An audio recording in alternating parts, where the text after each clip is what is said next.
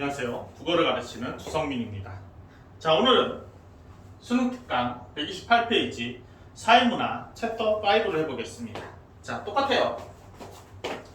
항상 말하는 거지만 첫 번째 단락이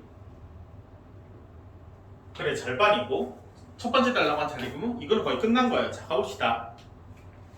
자, 신박물관학이라는 용어가 알려지게 된 것은 피터 버거의 신박물관학이라는 저서에 의해서다. 이 책에서 버거는 박물관학이 박물관 전문가들에게 특화된 영역이라는 인식을 넘어 박물관학의 대상이 사람들의 관심사 전반을 확대될 수 있음을 강조했다. 특히 버거는 박물관의 행정, 관리, 운영과 관련된 방법론에 집중하고 연구하는 학문을 구박물관이라고 일컫고 구박물관학에서는 박물관의 목적에 대해 관심을 두지 않는 점을 비판하면서 박물관의 목적에 대해 근본적으로 재검토하는 학문으로서 신박물관학을 추정한다. 박물관에 있는 전시품을 보존하거나 관리하는 데 주력하는 것이 아니라 박물관의 사회문화적 역할을 연구하는 데 집중하는 것이다. 하자는 것이다. 이렇게 되는 거죠. 자, 뭐에 대해서 얘기해보자고?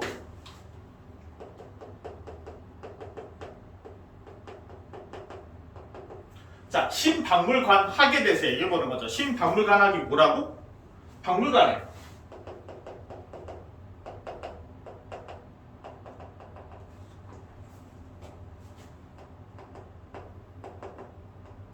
사회문화적 역할에 대해서 얘기해보자는 거라고. 뭔 소리냐? 그 전엔 뭘 했다고? 전시품을 보존하거나 관리하는데 구박물은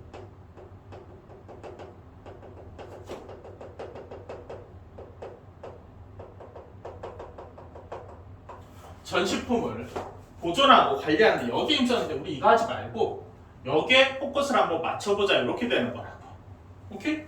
하체 잡았죠? 그래 절반을 잡은 거라니까. 우리 이제 전시품이나 전시품을 보존하고 관리하는 이런 건 필요 없고 사회문화적으로 박물관에 어떻게 가야 되는가 이거에 대해서 얘기해보자는 거예요. 그리고 과감하게 마지막 달라고 보시면 돼요. 보시면 자, 이를 위해 신박물관학자들은 우선 누가 박물관학을 통제하고 있는지 그들이 어떤 이데올로기를 가지고 박물관을 운영하는지 관심을 가지는 일이 필요하다고 강조했다. 또한 특권 계층의 사적 컬렉션이 공공박물관으로 전환되어 기득권이 의뢰와 가치를 답습하게 하는 사례를 언급하면서 박물관이 소수 사람이 전유물이 아닌 변하는 사회 특성과 가치를 능동적으로 반영하는 사회문화적 기관으로 성장해야 한다고 주장했다. 박물관의 전시품은 스스로 말해야 한다라는 말은 특정한 가치와 이데올로기를 배제하고 사회문화를 객관적으로 비추는 거울이라는 박물관의 역할을 강조하는 신박물관학자들의 시각을 잘 보여준다. 한편 신박물관학자들은 박물관 관람객 사이의 개방적이고 상호적인 관계 형성을 위해서 큐레이터의 역할 변화를 강조하기도 했다. 즉 큐레이터가 특권 계층이나 기득권을 위한 전시기획 전문가에서 벗어나 박물관을 가능한 많은 사람들이 접할 수 있는 문화기관으로 만드는 사람이 되어야 한다고 했다. 또한 박물관 외부에 있는 수많은 사람들이 박물관 내에서 사회문화를 보여주는 저자로서 발언할 수 있도록 하여 박물관은 소수의 기득권이 아닌 다수의 대중들에게 돌려줘야 한다고 했다. 이는 박물관을 사회 구성 모두의 대화 공간으로 변모시켜 다원적이고 차별화된 발언들이 그 안에서 조화를 이루며 공존하게 하자는 말로 평가된다. 이렇게 되는 거잖아요. 그렇죠? 그래서 뭐라고? 박물관은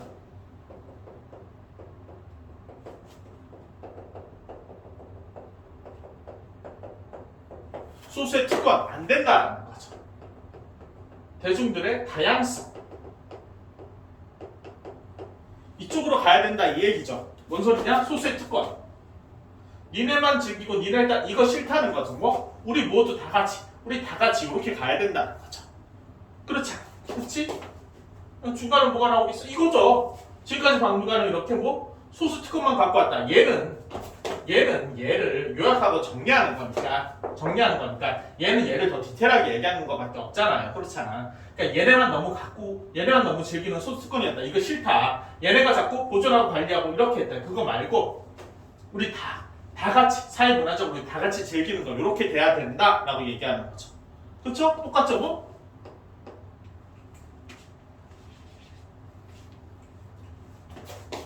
얘하고 얘를 연결했더니 결국 그 신박물관의 역할 요거에 대해서 설명하는 거죠. 이게 아니라 이거다 이렇게 얘기하는 거 똑같이 뭐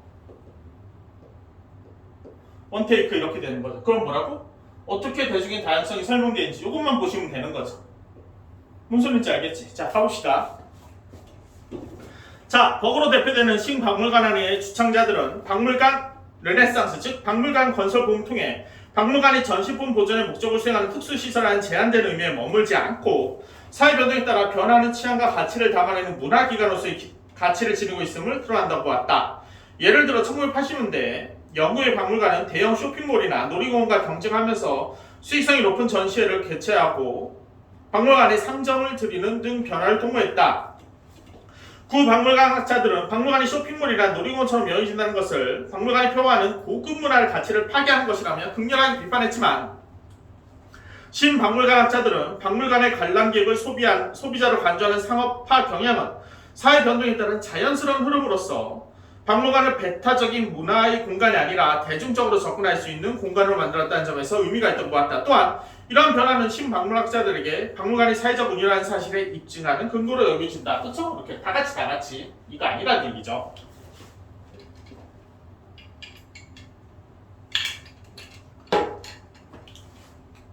자, 신박물관학자들은 더 이상 박물관에는 구 박물관학자들이 기대하고 상상하는 표준화되고 전형적 관람객은 존재하지 않는다고 하면서 지금까지 박물관을 지탱해온 가치체계의 해체를 주장해요.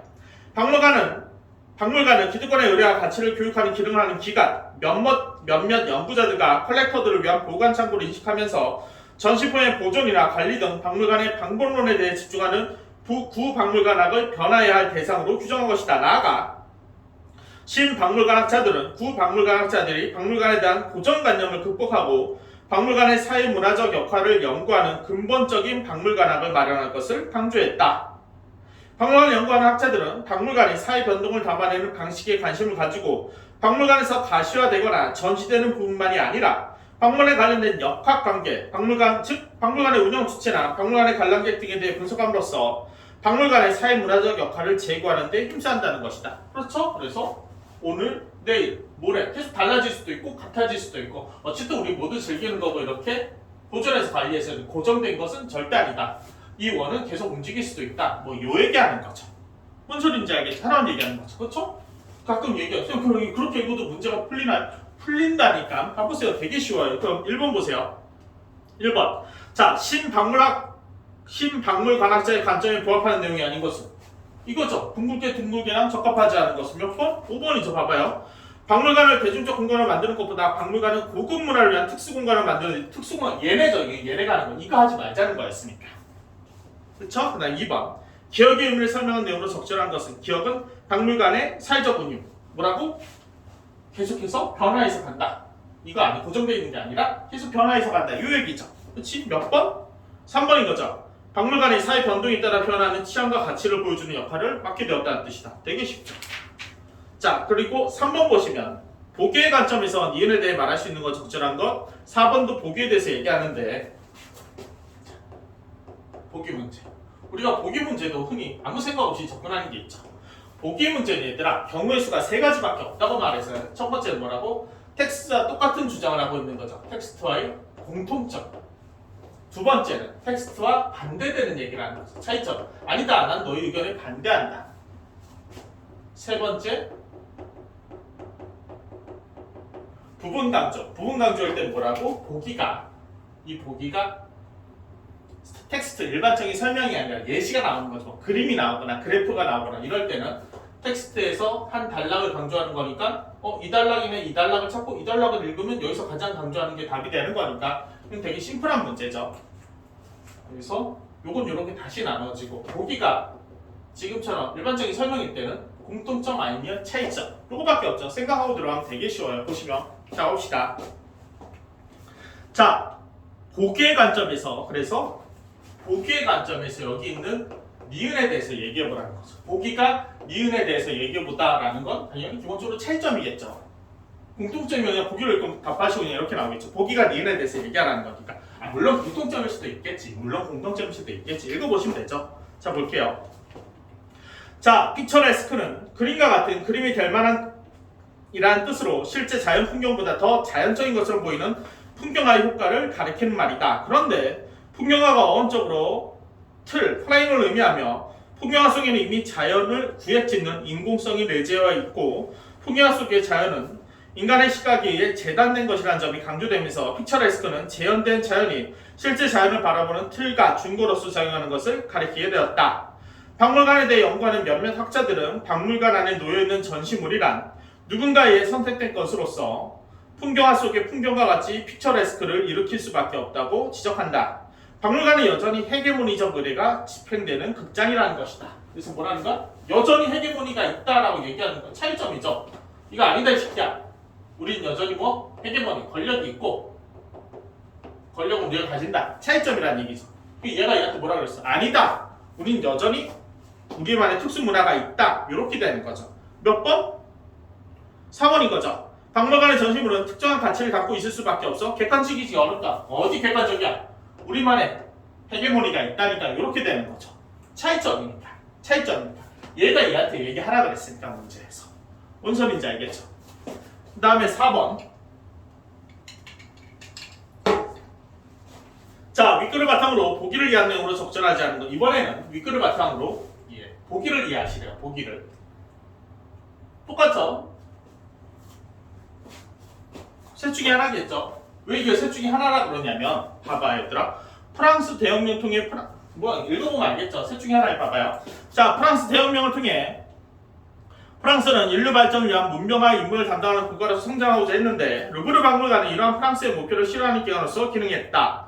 본래 루브르 박물관은 프랑스의 왕실의 소장품을 전시하는 공간이었는데 제국주의적 이념하에 인류의 중심이 되겠다는 국가적 포부를 실현하고 막강한 국가 권력을 홍보하는 기관으로 발전했다. 이 과정에서 프랑스는 여러 국가를 침략하여 그곳의 문화재를 약탈하기도 했다. 양아치들이죠. 자, 이런 프랑스를 견제하기 위해 영국은 그리스에서 고대 문물을 약탈해 대형 박물관으로 가져왔다. 똑같은 놈들이죠. 하지만 20세기 일어난 제국주의의 세태와 탈식민화는 이러한 움직임에 제동을 걸었다.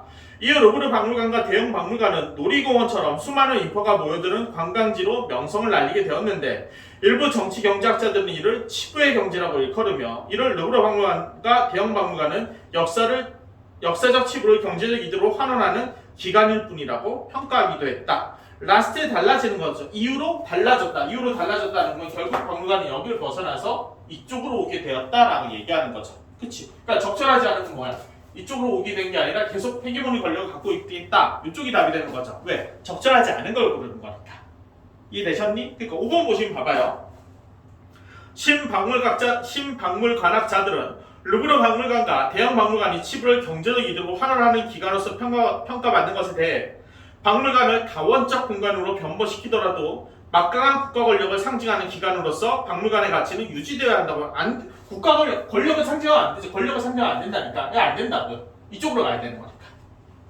적절하지 않은 거 그러니까 얘가 아닌 거 이쪽으로 답을 가면 되는 거겠죠. 그러니까 4번에 5번 이렇게 되는 거지. 뭔 소리인지 알겠죠? 되게 심플하죠 얘들아. 다시 봐봐. 1번, 2번, 3번, 4번. 되게 쉽죠? 1번 뭐라고? 관점에 부합하는 내용이 아닌 것은 얘를 찾으라는 거죠. 소수 특권. 그렇죠? 1번에 5번인 거고 2번. 기억의 의미를 이해한 내용으로 적절한 것은 기억은 그냥 이거니까 우리 다 같이 3번인 거죠. 계속 가치를 보여준다. 우리 모두의 가치를 대변한다. 이렇게 되는 거고 3번. 보기의 관점에서는 이인에 대해서 얘기하려면 얘가 얘를 비판하는 거니까 우린 여전히 헤게모니가 있다라고 하는 거니까 4번에 우린 여전히 권력이 있다 이렇게 되는 거고 4번의 보기는 공통점을 얘기한 거죠. 공통점에 대해서 적절하지 않은 거니까 여전히 얘는 특권을 가지고 있다라고 하는 거니까 4번에 5번 이렇게 되는 거지. 다시 다 확인해봐. 다 똑같은 얘기하는 거죠. 뭔 소리인지 알겠죠 얘들아? 그러니까 잡고 어머 똑같은 하나의 얘기하는 거네. 이 원테이크가 뭔지 이해하면 내용을 이해하면 답은 되게 심플해진다고. 왜? 원테이크는 오직 그 하나만 이해하는 그 하나 이해는 이렇게 물어보니까 뭔 소리인지 알겠죠? 내가 누차 말하잖아 얘들아. 뭐 비문학의 패턴은 아직까지 딱 5가지만 설명문을 쓰는 방법이 여러 가지가 없다니까 5가지밖에 없다고 말씀드렸잖아요. 그 중에 가장 기본이 되는 원테이크 인문, 사회, 예술 인문, 예술 여기 뭐 요즘 문화들 이렇게 넣긴 하죠. 전통적으로 인문, 사회, 예술이죠. 그렇죠? 이쪽에서 3개밖에 없다고 그랬잖아. 3개 중에 가장 기본이 되는 원테이크 이거 잡으면 나머지 뒤에 2개는 훨씬 쉬우니까 맨날 말했잖아요. 훨씬 쉬우니까 몇 번만 연습하면 비문학은 금방이에요. 한 주에 하나만 마스터하면 5주면 사실 비문학은 거의 마스터예요. 그 다음 똑같은 걸 계속 반복하는 거지. 수학처럼 여러 가지 되게 많은 공식을 외우는 게 아니라 아니 5가지밖에 없는데 이게 뭐가 어려워? 금방금방 된다고요. 뭔 소리인지 알겠지? 복습만 하시면 돼요. 복습. 계속 똑같은 거를 읽고 맞네 해서 그러면 다음번에 또다시 원테이크로 간다면 너겠네. 그럼 이렇게 해서 해보자. 해보시면 돼요. 안 틀린다고. 틀리면 질문하시면 되죠. 당신이 하라는 대로 했는데 왜 안 되냐. 질문하면 왜 안 되는지 말해주겠죠. 고쳐나가면 돼요. 뭔 소리인지 알겠죠? 오늘 수업은 여기까지 하겠습니다. 감사합니다.